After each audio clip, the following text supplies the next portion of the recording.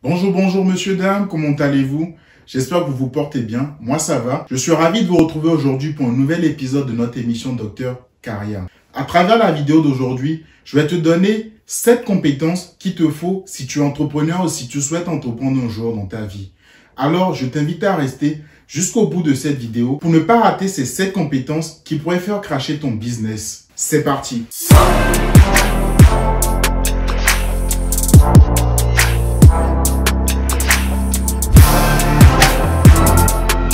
Pour petit rappel, ici, nous parlons de salariat, de mindset et d'entrepreneuriat. Car contrairement à tous ceux qui pensent qu'être salarié ne sert à rien, personnellement, je reste convaincu qu'un salariat bien vécu, mais surtout bien planifié, représente une belle passerelle vers un entrepreneuriat réussi. Ainsi, à travers cette chaîne, je vais te donner tous les éléments qui vont te permettre de planifier, gérer et développer ta carrière. Si tu n'es pas encore abonné, je t'invite à le faire tout de suite et n'oublie pas de cliquer sur la petite cloche pour ne plus rater nos publications. Sans plus tarder, nous allons aborder ces 7 compétences de dirigeant qu'il te faut absolument. 1.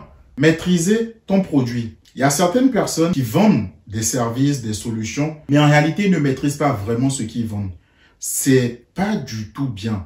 Parce que dans tous les cas, le client, avec le temps, il va se rendre compte que tu ne maîtrises pas ce dont tu parles. Il est vrai que avec le temps, l'homme peut s'améliorer. Mais si tu commences à vendre quelque chose, assure-toi de bien maîtriser ce que tu vends avant de commencer à le faire. Je ne sais pas si vous avez vu la vidéo, les 11 erreurs à ne pas faire avant d'entreprendre. Je vous invite à aller la regarder. Mais j'expliquais là-dedans que bien maîtriser ce que vous allez vendre peut vous permettre d'offrir un service meilleur à votre clientèle, un package plus complet, mais aussi des inclinaisons différentes de vos services ou de vos produits. Je vous donne un exemple tout simple. Il y a des marques qui vendent du lait. Vous avez des personnes en fait qui ne supportent pas le lait avec le lactose. Je l'ai découvert récemment.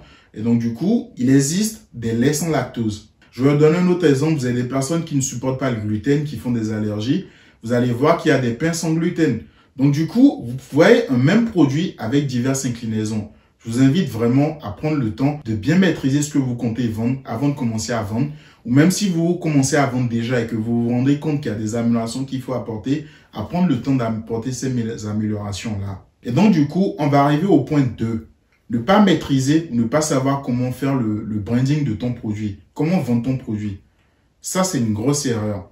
Donc, il va être très important quand tu entreprends et que tu lances dedans, que soit tu te payes une formation de vente, même si toi-même, tu n'es pas forcément celui qui va vendre plus tard, il va être important que tu puisses en fait maîtriser cette compétence-là, parce que c'est celle qui va déterminer si ton entreprise va couler ou pas. Si tu ne vends pas, ton business va fermer. Tu auras plus de charges au final que de revenus, ton business va fermer. Il ne s'agit pas de te demander si tu as bien envie de savoir vendre ou pas.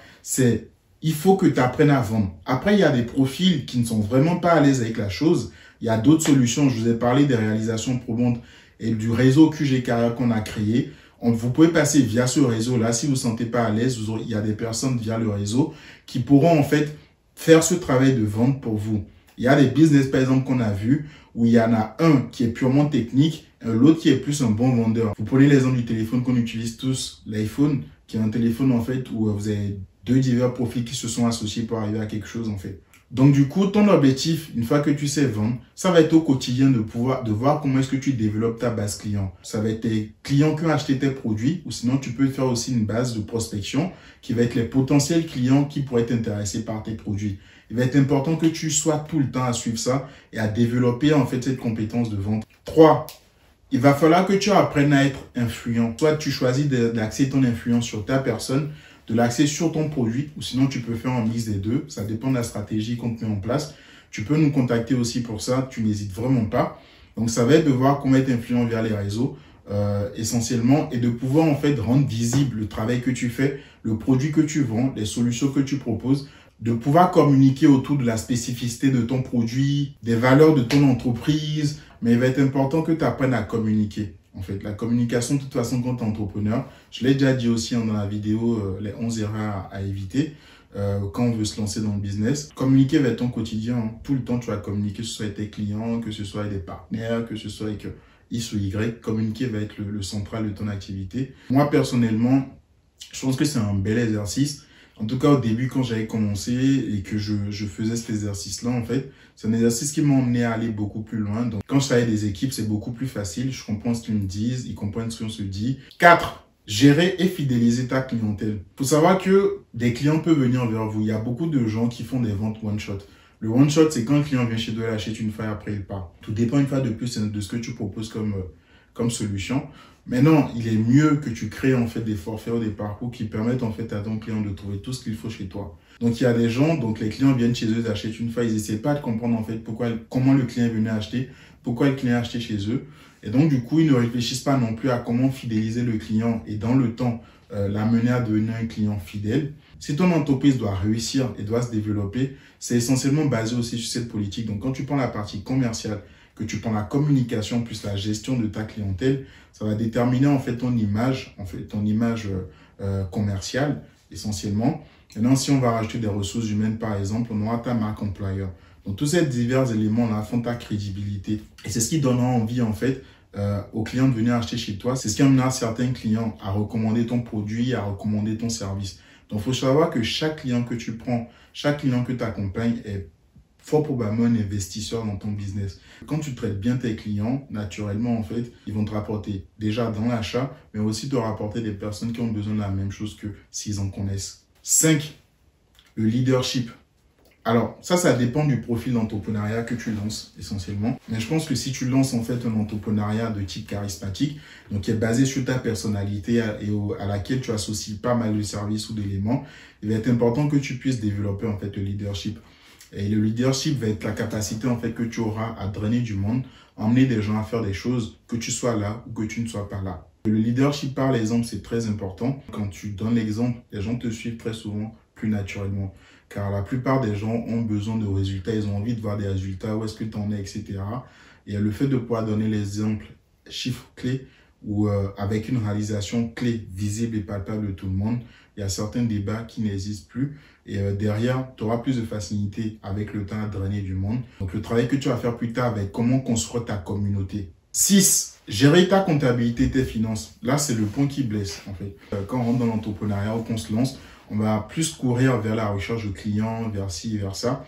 Mais il faut savoir que juridiquement, légalement, vous avez des obligations, que ce soit dans la facturation, la collecte de TVA, etc. Donc, il va être important que tu puisses avoir des notions de base de comptabilité. Qu'est-ce que c'est qu'une charge? Qu'est-ce que c'est qu'un revenu?